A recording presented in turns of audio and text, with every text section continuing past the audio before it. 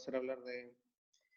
Bueno, la clase de hoy día no va a ser tan clase propiamente tal porque tenemos bastante contenido avanzado y lo de neurooratoria lo quiero empezar a ver desde la próxima semana, porque quiero buscar unos videos específicamente de personas que hacen pitch de venta en algunos lugares, concursos de innovación, programas de emprendimiento, ¿ya?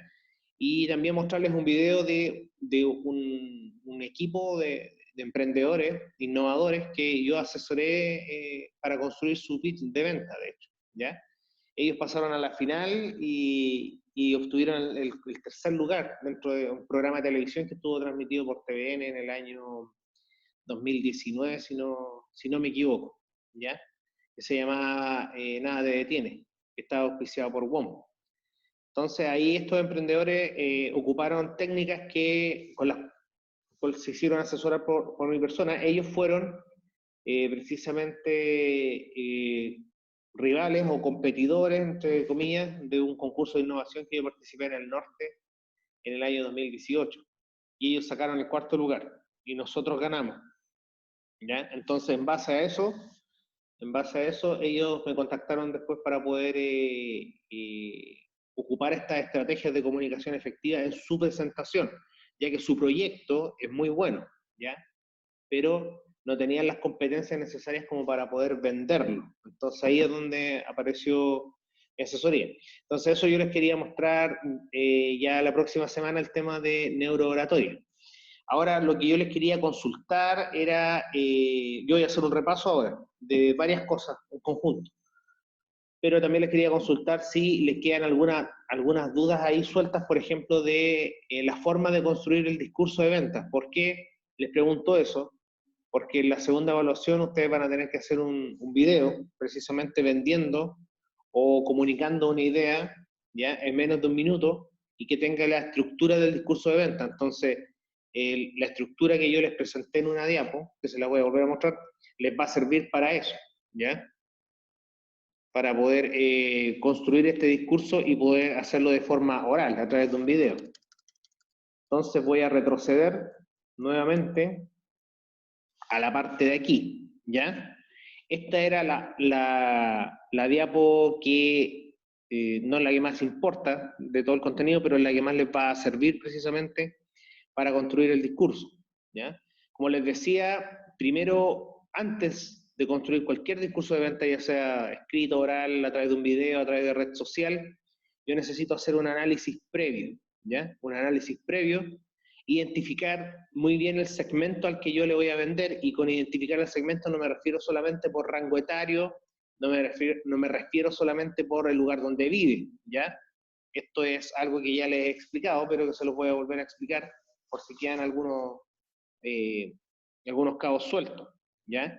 Sino que más bien identificar cuáles son sus necesidades, ¿ya? O cuál es su descripción de vida social, de realidad, ¿ya? Acá yo, en el ejemplo dice hijos ocupados con dinero y papás enfermos, ¿ya? Entonces el servicio de geriatría o de casa de reposo o de hogar de ancianos se ofrece precisamente a personas que tienen los papás enfermos, que los quieren cuidar, pero que no pueden, pero tienen la capacidad económica para poder hacerlo. Entonces, ese es mi público objetivo, ¿ya? Es lo mismo que si yo quiero vender, como les decía, un departamento, ¿ya? Un loft, o sea, un departamento pequeño que tiene la cocina integrada con el comedor y tiene una sola pieza. Eso precisamente se lo voy a vender a quién, a alguien que tenga interés en comprar eso. ¿Quién tendría interés en comprar eso? Un soltero, ¿ya? O una persona que vive sola, ¿ya? Y que trabaja todo el día. Entonces, ¿qué le interesa llegar a dormir? Es casi una habitación, ¿no? ¿Ya? Como si fuera un hotel. Entonces, a ese tipo de público al que yo tendría que llegar con este discurso, ¿ya? Entonces, en el discurso debería incorporar elementos como vas a estar cerca de tu trabajo, vas a estar va a estar seguro, porque un departamento, entre comillas, es más seguro que una casa. Eh, Además de eso, bueno, un departamento nuevo, etcétera, etcétera. Se puede vender precisamente desde la perspectiva emocional y no de la perspectiva racional, ¿ya? Lo racional viene después, cuando hay que cerrar la venta, ¿ya? Entonces, ahí en el análisis previo, una vez que yo identifico el segmento, tengo que identificar también qué códigos reptiles estarán asociados a la venta que yo estoy haciendo, ¿ya? ¿Qué códigos reptiles están asociados? ¿Qué valora esa persona? Como les decía, un soltero que trabaja cerca, ya del lugar donde quiere vivir, va a valorar el tiempo, pero el tiempo no es un código reptil que sea identificado. Valora la seguridad, sí, porque va a estar, sus pertenencias van a estar seguras, ya mientras él no está en todo el día y se va a trabajar cerca. Entonces, ahí se asocia el concepto de la seguridad, ¿ya? O de la protección, en el caso de que yo venda ese tipo de producto o servicio.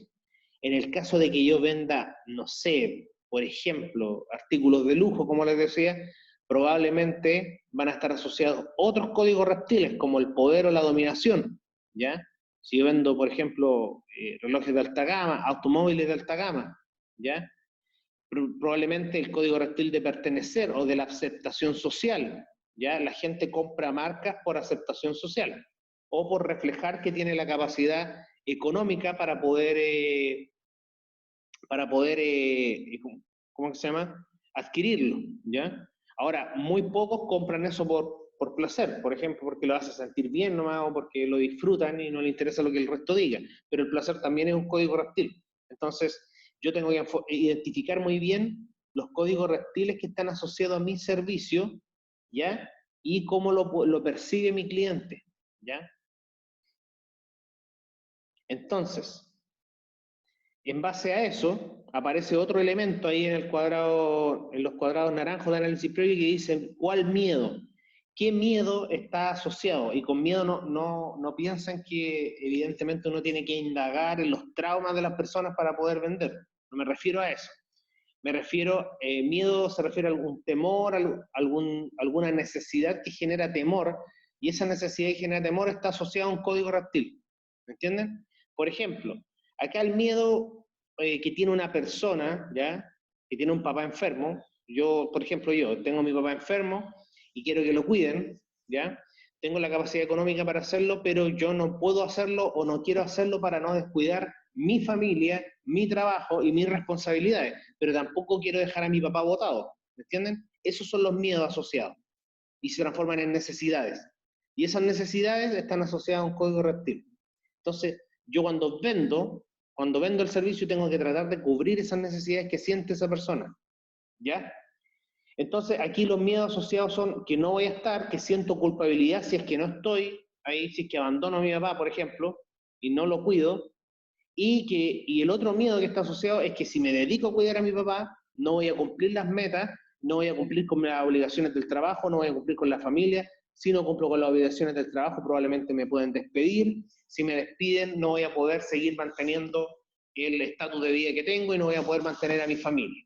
Entonces ahí se forma una cadena de necesidades, ¿ya? Entonces, ese miedo está asociado a un código reptil. Entonces, un servicio, ¿ya? Que le solucione el problema a esta persona va a significar libertad en primera instancia. ¿Por qué? Porque va a tener la libertad de seguir con sus planes, pero sin descuidar a su papá. Control y dominación, porque va a tener la situación bajo control, precisamente, ¿ya? Entonces, ahí hay dos códigos reptiles asociados a este servicio. Entonces, dentro de mi discurso de venta, yo tendría que ofrecer, ¿ya? Intrínsecamente, no significa que voy a evidenciar y voy a escribir, con esto usted va a poder controlar la situación, con esto usted se va a sentir más libre. No. Pero en el discurso, evidenciar entre líneas que yo voy a solucionar esa necesidad. O sea, usted con este servicio no va a descuidar a su padre, pero también va a tener la libertad de poder seguir con su vida y nosotros nos encargaremos de entregar los mejores cuidados a su padre o a su madre, a quien quiera precisamente cuidar en el asilo de ancianos, ¿ya? O casa de reposo. ¿Mm? Entonces, después de ese análisis previo, viene el tema del discurso. Y el discurso de ventas tiene que tener una estructura como la que ustedes ven acá. Primero un párrafo o una línea de llamar la atención. Otro párrafo o otra línea de generar una emoción, una conexión donde tú ahí realmente evidencias que estás cubriendo la necesidad que tienen estas personas, ¿ya? O que tiene tu cliente. ¿ya? Y al final un elemento de recordación que sirve para dejar en el subconsciente ya un mensaje o el último mensaje que recuerda el cliente, ¿ya? Lo último que tú dices es lo que más recuerda el cliente, o lo que más recuerda un panel, o lo que más recuerda un inversionista si tú le presentas un proyecto. Ahora, si tú presentas un negocio, y eso lo vamos a ver, como les dije, la próxima semana, si tú presentas un negocio, ¿ya? La estructura es similar, ¿ya? O sea, la estructura, perdón, es la misma, pero los contenidos son diferentes. Por ejemplo, en el caso de presentar un proyecto, sí, un proyecto, bien digo, de emprendimiento a inversionistas, yo debería en la primera fase hablar del problema, ¿ya? De la problemática, ¿ya? Pero no hablar en extenso de la problemática, sino que debería hablar del problema, pero reducidamente, en tiempo y en duración de texto, ¿ya? ¿Qué error se comete? Y yo les comentaba que ese error también lo cometen cuando ustedes presentan su defensa de tesis. Hablan demasiado tiempo del problema. Entonces ocupan casi un 30% o a veces un 50% del tiempo en hablar del problema. Y ustedes deberían ocupar un 10% del tiempo en hablar del problema, ¿ya? Y el porcentaje de solución, o sea, de la herramienta que ustedes aplicaron para medir el problema que hayan encontrado en cualquier empresa X, debería ocupar otro porcentaje mayor, no sé, 15%, 20%, y el resto de porcentaje dárselo todas las conclusiones, que es lo más importante, ¿ya? En el caso del discurso de venta, yo debería entrar con la problemática, explicarla en breve, y luego en la parte de medio explicar la solución para esa problemática, y que esa solución para esa problemática es la que yo entrego. Y para terminar, puedo entregar un cierre de diferentes formas. Por ejemplo, hay algunos emprendedores que cierran con los invito a participar de esta iniciativa, o los invitamos a ser parte de la solución, o los invitamos a ser parte del cambio de paradigma o del cuidado del planeta, si estoy ofreciendo alguna solución que sirva para eso, ¿ya? Ahora, hay otros que cierran con alguna frase célebre de algún científico, de algún entendido, de algún experto, que tiene mucha relación con el negocio o con la idea de negocio que ustedes están presentando, ¿ya? Ahora, si yo quiero hacer una promoción solamente, bueno, voy a hablar un poquito de la problemática que quiero solucionar y luego voy a hablar del servicio que estoy ofreciendo, ¿ya? Y el elemento de recordación, si yo estoy publicando algo para vender, por ejemplo, sería, si quieres contactarnos, escríbenos acá, deja el correo, el teléfono, o llámanos, etc. Entonces, ahí es donde el discurso de venta, la estructura del discurso de venta sirve para muchísimas aplicaciones, ¿ya? Acá yo le explicaba en el ejemplo que está aquí en la diapo, y dice, este servicio es especialmente para gente como usted, ahí está llamando la atención, ¿ya? Gente que debe cuidar el puesto, pero que no quieren descuidar a su familia, o no quieren descuidar a sus padres, o no quieren descuidar a la persona que quieran precisamente ingresar a los cuidados de una casa de reposo. Luego viene la fase de emoción, ¿ya? Queremos ser tu aliado y sabemos cómo. Queremos solucionar tu problema, si sabemos cómo, ¿ya? Y recordación, sigue con tu vida o sigue con su vida y no se sienta mal que nosotros nos encargaremos de su madre mejor que nadie, ¿ya? Eso es un discurso de venta sencillo, un pitch de venta sencillo. Evidentemente que cuando yo presento algún proyecto o algo, voy a tener que incorporar algunas cifras, algunas estadísticas. Por eso lo vamos a ver a modo de ejemplo, pero para que lo entiendan ustedes, por ejemplo, si yo presento un proyecto de reciclaje, primero tendría que hablar sobre la problemática. En Chile se botan tantas toneladas de basura en el año, por ejemplo, X, de los cuales se reciclan solo el 20%. Esto es una problemática que en el largo plazo va a generar un nivel de contaminación X.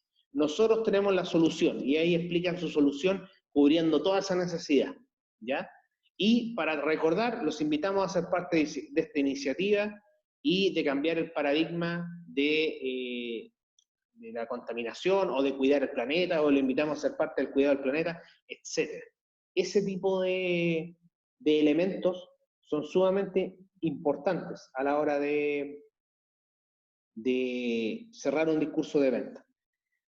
Yo los invito a que puedan mirar mientras tanto, ¿ya? Bueno, si es que pueden, si no, yo igual les voy a mostrar algunos videos del programa Tanque de Tiburones. Creo que alguien de ustedes lo veía acá, o Shark Tank, como se le conoce en inglés también. Ahí presentan muchísimos emprendimientos, muchísimas ideas de negocio y los venden muy bien. Algunos no tan bien, ¿ya? Pero la mayoría sí. Entonces, ahí sirve para poder evidenciar cómo se puede hacer un discurso de venta efectivo, ¿ya? Entonces, para poder entender esto de mejor manera, poder aplicar de mejor manera, yo tengo que tener todos los elementos que le he mencionado, tenerlos en cuenta al momento de qué, al momento de identificar el segmento del cliente, ¿ya? Debo entender muy bien el tema de el código reptil, primero, ¿ya? ¿Cuáles son los códigos que podría yo estar activando en este tipo de cliente? ¿Ya? Porque conozco los miedos que podrían estar asociados. También debo tener presente qué tipo de cultura es la que lo estoy vendiendo. Si yo estoy vendiendo este servicio a X región del país, probablemente el tipo de discurso no va a ser igual que a otra región del país. O también con cultura y con antropología me refiero a las culturas corporativas también. Por ejemplo, no es lo mismo que si yo vendo un proyecto a una persona que es el gerente de la empresa, aunque si yo se lo vendo a los trabajadores de la empresa. No es lo mismo vender un producto o servicio a unos inversionistas que vendérselo a unos académicos para que lo aprueben para investigación en una universidad. Los enfoques son diferentes, ¿ya?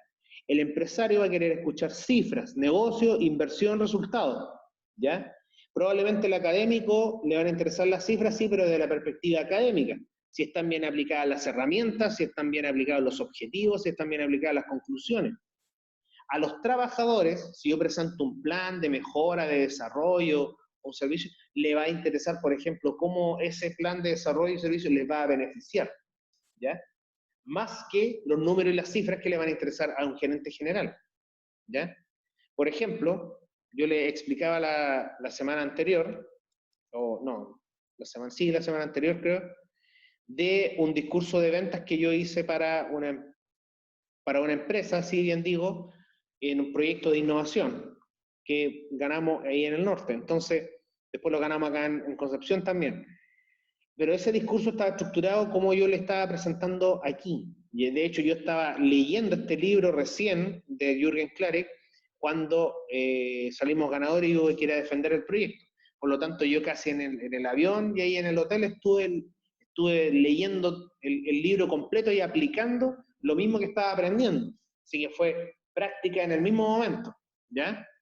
Podría no darme resultado, pero me resultó, así que puedo dar fe de ello, ¿ya?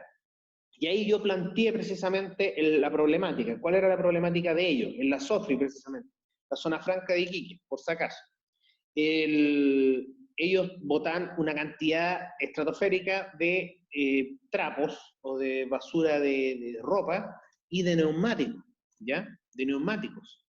Entonces, el problema es que están pagando demasiado porque le retiraran esa basura y se fuera a cementerios de neumáticos que hay en el norte, en el desierto, hay cementerios de neumáticos donde los queman, así que imagínense la contaminación.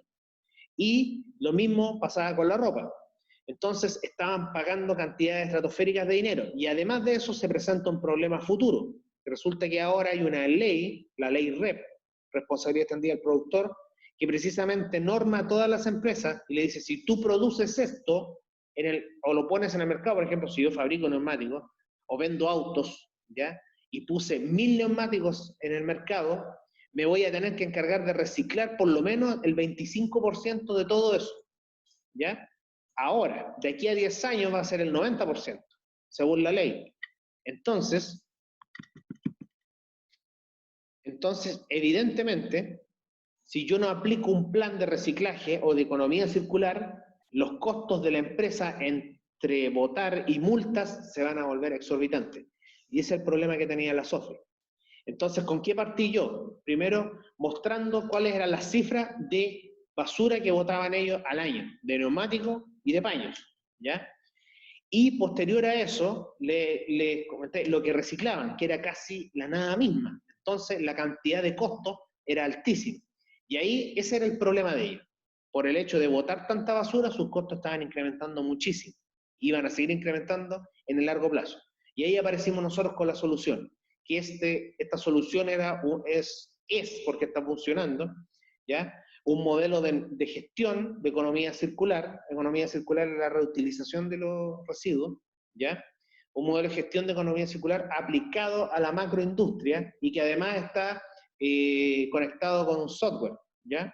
Un software donde la empresa puede monitorear precisamente todo el proceso de trazabilidad.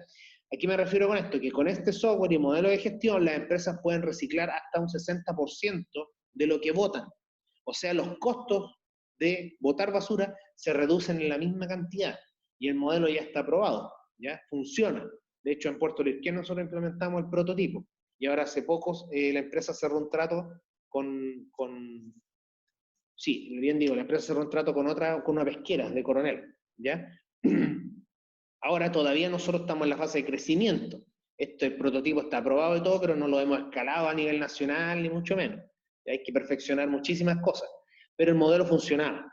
Entonces ahí nosotros le entregamos la solución, diciéndoles, con esto ustedes van a ahorrar un 60% de costo, y eso es tremenda cantidad de plata, ¿ya? En un plazo de 3 años, porque eso es lo que demora la implementación, ¿ya?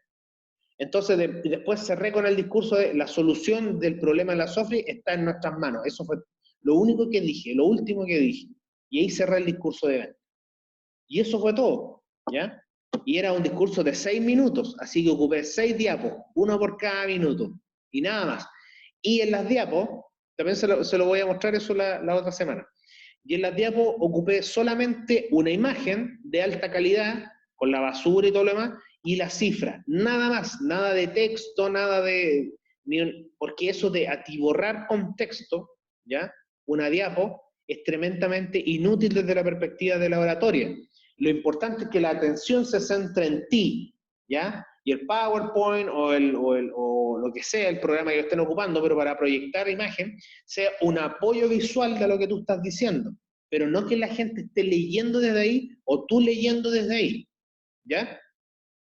Hay parámetros que dicen que la cantidad de texto que debe haber en una diapo o en una presentación no debería ser más allá del 20% de todo lo que cubre la imagen, ¿ya? Ahora yo ocupo menos de eso, o a veces ocupo puras imágenes, ¿ya? Y texto muy poco. Lo importante es lo que dices tú. Por eso es que ahí hay que entrenarse muchísimo para poder recordar todos los puntos que debo atacar, ¿ya? Y con recordar no me refiero a memorizar, me refiero a tener punteado en la diapo lo que yo necesito para poder recordarlo, ¿ya? Y esto que le estoy explicando le va a servir para vender productos, vender servicios, para defender su tesis, para defender un proyecto, e incluso para ofrecer sus servicios, ¿ya? Yo cuando partí y cuando me titulé, oye, si les digo que repartí como 300 currículums sería mentira, porque repartí muchos más, ¿ya? Me quedo corto del número. Y no me llevaron absolutamente a ninguna parte. Entonces, claro, ¿por qué? Porque mi perfil de ingeniero no encajaba en ningún lado. Yo trabajé siempre con el mundo de la industria creativa y la innovación, ya hace 5 o 6 años atrás eso ni siquiera se mencionaba, ¿ya? Entonces tuve que crear mi propio emprendimiento y mis propios servicios y ofrecer mis servicios de asesoría a la empresa, ¿ya? Entonces, imagínense que todo lo que yo les estoy enseñando yo lo tuve que poner en práctica. Y todo esto yo no lo dominaba hasta el momento que me encontré con un coach para ir a aprender marketing digital. Yo quería aprender marketing digital, no neuromarketing, ¿ya? Y me enteré que este tipo también enseñaba neuromarketing. Y ahí me enteré de que él había sido entrenado por otro tipo que era capo en el tema a nivel latinoamericano y me especialicé en esta área. Estudié, después me certifiqué y después llegué con el curso acá. Entonces yo he tratado de traspasarle todos los contenidos posibles. Es mucho más difícil, ¿ya? A través de videoconferencia. Es mucho más difícil hacerlo así, porque de manera presencial ustedes tendrían que haber pasado aquí adelante de la pizarra a relatar un tramo de su vida o a vender sus servicios de manera experimental, o sea, hacerlo. Algunos me preguntan cómo puedo aprender a vender. La única forma es vendiendo, o sea, si no te atreves a hacerlo, no lo vas a poder hacer nunca. ¿Ya? Entonces, eso chiquillos. Pero yo quiero potenciar esos elementos y dejarlos para la última fase del curso, esto que nos queda de clases de noviembre, ¿ya? Potenciarlo con el tema de la neurooratoria. Por eso hoy día no quería ver neurooratoria ni esta semana, sino que desde la próxima semana, ¿ya? Y quería repasar un poco esto del modelo de discurso de ventas porque el tema de los códigos reptiles es algo que nos asocia tan rápido. Ahora yo los invito a que puedan leer el libro si quieren, el de Jürgen Klerik, que es muy bueno y es muy corto, ¿eh? No es un libro largo, creo que tiene 200 páginas, si no me equivoco, ¿ya? Pero es fácil de leer y es atractivo a la lectura porque el libro también está construido con neuromarketing. O sea, está hecho para que sea atractivo de leer. De hecho, es un bestseller y todos los libros de este tipo son bestsellers, ¿ya? Este tipo ha aplicado estas técnicas en el mundo inmobiliario, en el mundo de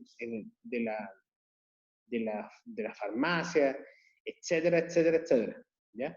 Así que no sé si tienen alguna consulta, duda, observación, lo que ustedes quieran, ¿ya?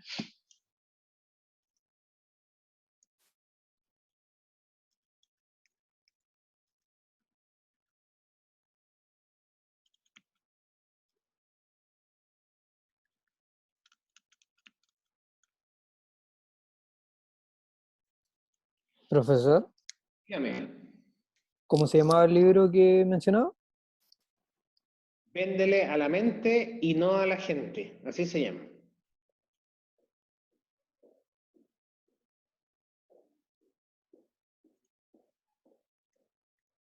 Ahora, para terminar, yo revisé sus trabajos y están sus notas y todo lo demás, pero igual les quería hacer la consulta. No sé si alguno de aquí quisiera hablar 5 minutos un poquito de qué les pareció precisamente el trasfondo que hay detrás de esta serie famosa que ahora se ha hecho número 1 en Netflix. Y yo quise que ustedes la analizaran no precisamente por la serie, sino por todo lo que significa. ¿Ya? Hay algunos que les agrada, otros que no les agrada, otros que dicen que es más de lo mismo, pero no me refiero al argumento de la serie, me refiero a lo que está detrás de lo que expresa la serie. No sé si alguien quiere opinar un poco sobre el tema de Squid Game o del juego del calamar, porque es algo que no pregunté en clase y que me interesa saber cuál es su percepción al respecto. ¿Y con respecto a qué me van a decir ustedes? Bueno, con respecto a lo que se evidencia, no la crudeza de la serie, sino que lo que evidencia al punto al que puede llegar el comportamiento humano por X motivo, ¿ya? Entonces, ahí ustedes ven la activación del código reptil o del cerebro más primitivo humano en todo su esplendor, ¿ya? En todo su esplendor. Ahora, desde el punto de vista marketing, la serie también tiene un trasfondo. Se ha hecho muy, muy atractiva, uno porque mezcla estos dos elementos, de elemento infantil y elemento crudo, de muy buena manera, y segundo es muy atractiva de la perspectiva visual también y de la perspectiva musical, ¿ya? La música es un tanto monótona, no sé cómo llamarlo, pero da la evidencia de naturalidad a toda esta crueldad que se ve en la serie. Entonces, me parece que es una buena apuesta, a pesar de que hay personas que no les agrada, pero en opiniones todo es válido, pero es una tremenda apuesta del punto de vista psicosocial, ¿ya? Ahora hay algunos que evidentemente respondieron a la pregunta de nosotros no somos tan diferentes como las personas que tienen la clasificación VIP en la serie, porque nosotros también nos deleitamos viendo precisamente estos eventos más bien bélicos de autodestrucción, ¿ya? Y ustedes se preguntarán por qué el ser humano tiene esa tendencia al conflicto, o a observar el conflicto, o a disfrutar del conflicto.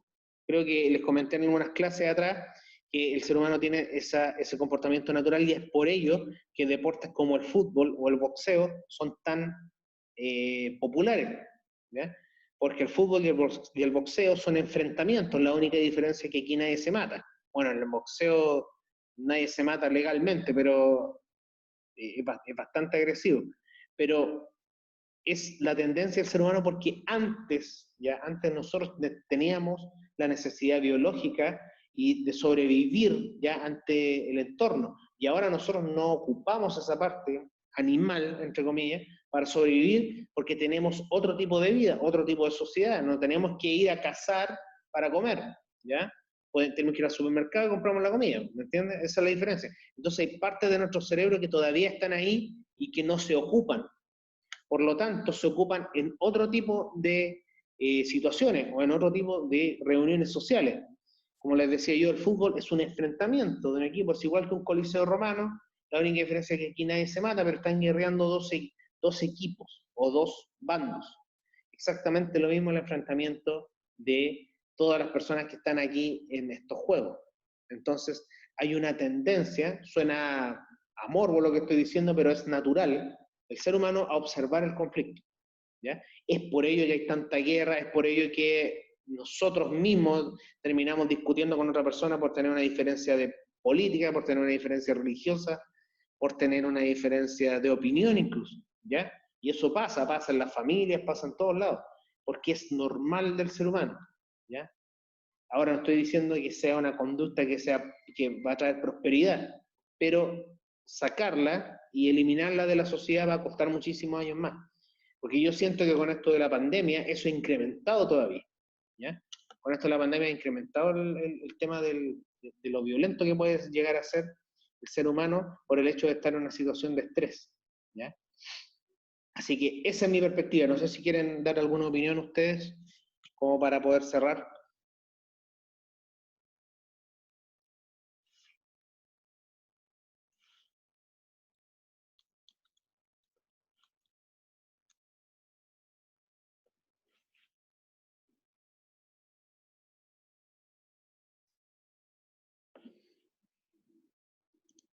No, ninguna opinión.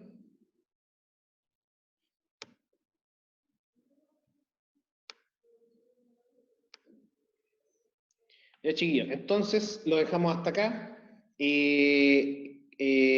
Cabe destacar que el jueves, si bien digo el jueves, no vamos a tener clases. Las clases voy a empezar a hacer de neurooratoria desde la próxima semana. Así que para que lo tengan claro, esta semana no vamos a tener más clases que esto porque quería solamente reforzar el tema del discurso de venta y de la próxima semana ya lo vamos a poner en práctica. O lo voy a poner en práctica con videos, con un poco más de interacción. Así que eso, chiquillos, que estén muy bien, se cuidan y las clases va a quedar grabadas, este repaso va a quedar grabado, yo lo voy a subir al canal de YouTube y les comparto el link, ¿ya? Así que estén muy bien y se cuiden. Nos estamos viendo, ¿ya? Chao, profe, cuídese. Chao, profe. Chao, que estén muy bien.